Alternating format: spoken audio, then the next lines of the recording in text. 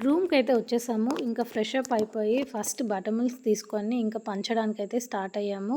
And Rishi ఒక్కొక్కరి దగ్గరికి వెళ్ళి అలా బటర్ మిల్క్ ఇస్తూ ఉంటే వాళ్ళైతే బ్లెస్సింగ్స్ ఇస్తూ ఉన్నారనమాట. చాలా హ్యాపీగా అనిపించింది. లైక్ అందరూ వాళ్ళేదో మాటల్లో అలా ఉంటున్నారు. రిషి పెద్దవాళ్ళకి, చిన్న పిల్లలకి అందరికీ బటర్ మిల్క్స్ అయితే పంచుతుంది.